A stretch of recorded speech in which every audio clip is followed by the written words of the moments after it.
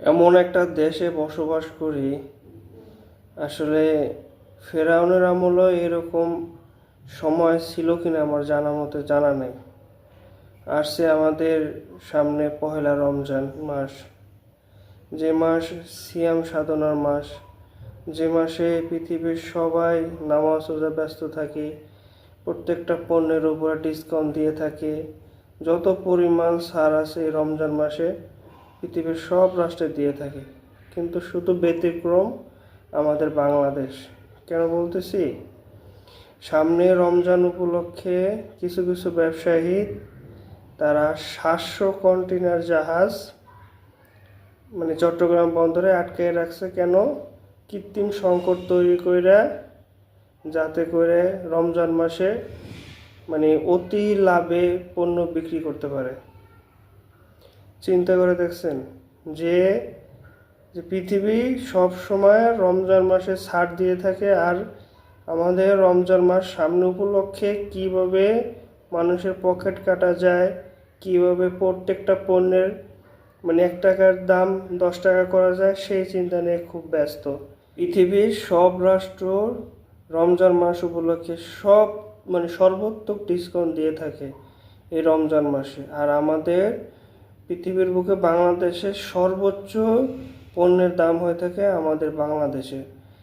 যে লেবু এখন 20 টাকা বা 25 টাকা হালিতে বিক্রি করবে, ঠিক পহেলা রমজানে সেই লেবুর দাম 100 টাকা, 120 টাকা, 30 টাকা হয়ে যাবে। কৃত্রিম সংকট, বাজারে লেবু নাই।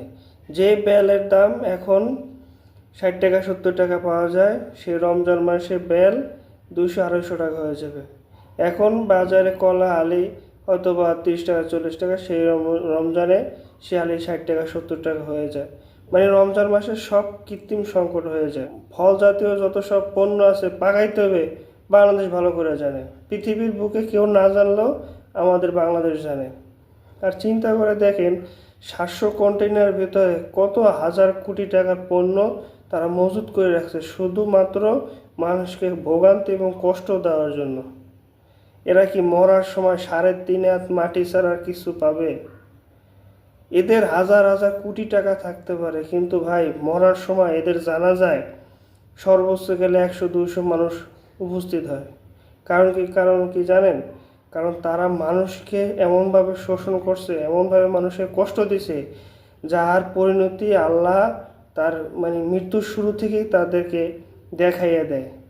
এদের টাকা পয়সা যত ধন সম্পদ আছে, সম্পূর্ণ ধন সম্পদ একবারে হারাম পথে চলে যায়। এরা মৃত্যুর আগে না খাইতে পারে না এই টাকা পয়সার চিন্তায়।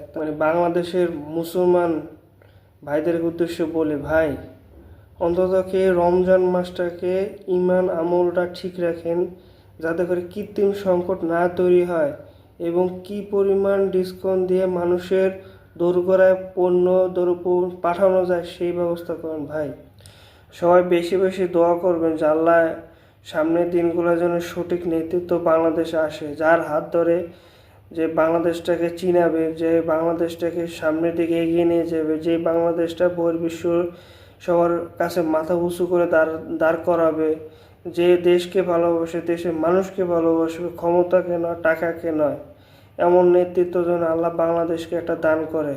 তাহলে অবশ্যই বাংলাদেশের প্রতি আল্লাহর রহমত নাজিল হবে এবং আল্লাহ বাংলাদেশটাকে ভালোবাসবে।